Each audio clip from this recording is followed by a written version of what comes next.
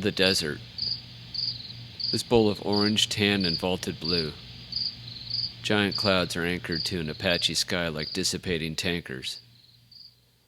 This bowl is made of purple and mercurial moonlight. The dryness is exact, like a lizard's movement. This place muddies my thinking, dizzies my senses, and it sharpens my perceptions. In my dreams there, I often dream of cool water. Thirst directly conducts these dreams. I awaken easily here to the astounding clarity of moonlight. Its ambience, fleeting and incalculable. As a rough and sure hand, the desert has shaped who I am.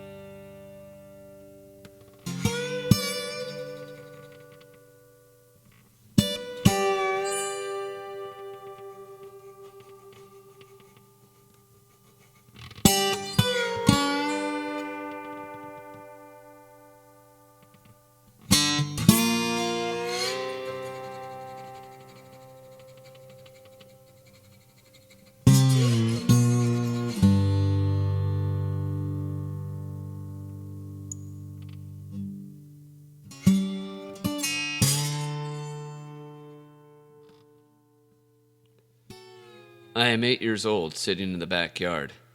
I'm looking through a pair of binoculars. The casing on them is chipped up, maybe dented, but the optics are true. Through this device, a transformation happens.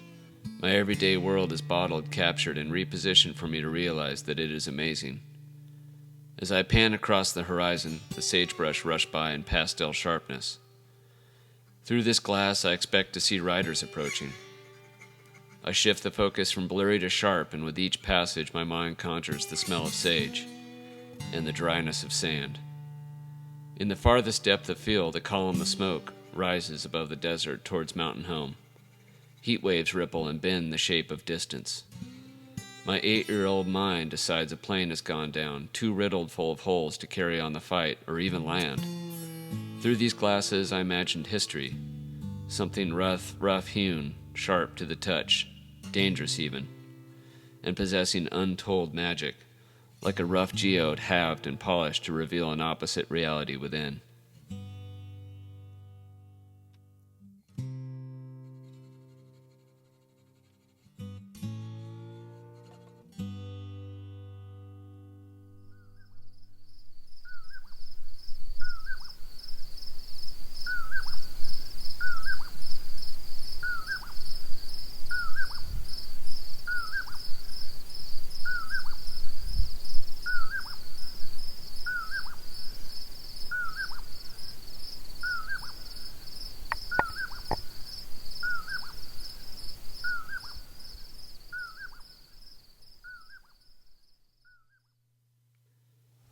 If dreams are a place, then they are a place where little distinction is drawn between thought and geography.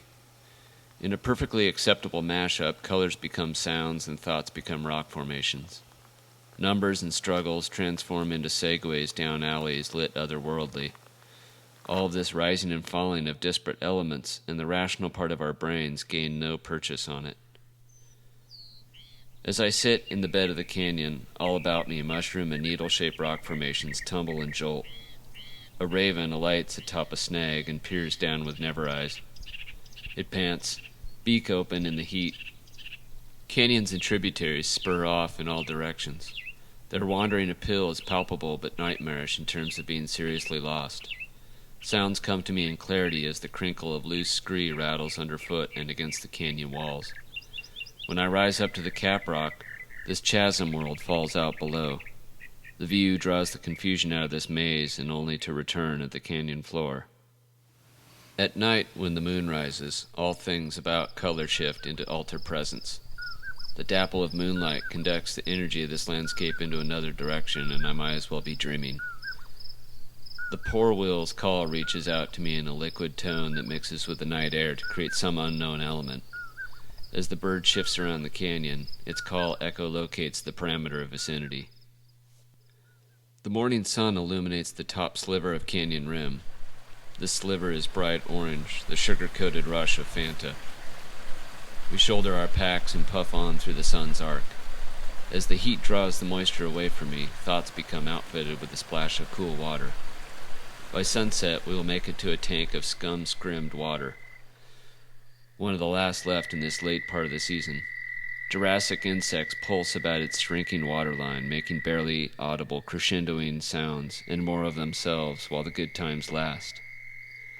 Frogs warm to our presence and carry on with their shrill copulation. As we filter the primordial soup for our needs, bats clean the air of insects. I look up at a wedge of sky held in place by overhanging rock, and the bat's eddying movement is revealed against a pincushion of starlight. The shapes dissipate in the inky darkness like music notes, and I realize that we have entered the dream life.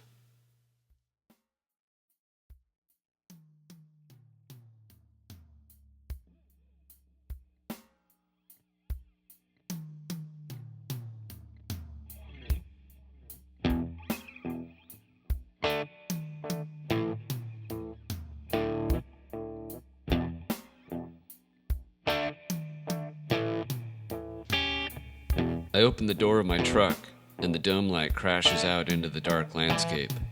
I gather what I need, close the door, and the night vision rushes back. Legions of strumming crickets load the air, and I wish I could illuminate them all briefly to understand their number and position.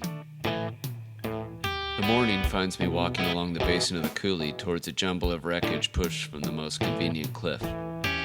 Water heaters, a VW, a station wagon, a FEMA trailer, steel stuff I can't even recognize. It all landed here with a crash, and here it'll stay, under the hot sun, blanketed in snow, cold in silent moonlight, and shining in spring rains. Eventually, nature claims it as its own and moves in, a slow spiral towards oxidation. Like wet stones at the beach, I leave it all, for though a blight, it will look no better elsewhere.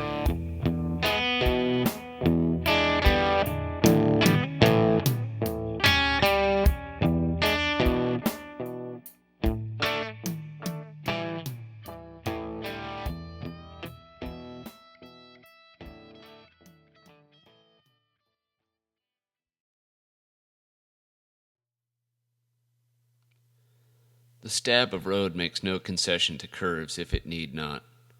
Like a string pulled tight across the earth, it is straight as far as the sight takes it. It may as well be the first road on the moon. Our transit is unremarkable to the jackrabbit's eye. The road's only transformation is mood and light. Here it leads off to a storm, a wall of water heavy with all kinds of gray, but the water doesn't reach the ground.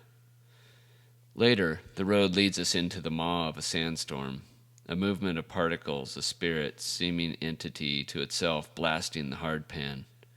It packs sand deeply into the vehicle and us. Driving into the setting sun, a herd of longhorns move across the road and through the field of vision like protozoa under a microscope. The darkness of the land conceals their mass, and I might have well plowed into them were it not for the headlights of a vehicle approaching in the opposite direction. What on earth do they eat out here? At midday, the sky takes on the blue of a toddler's eyes.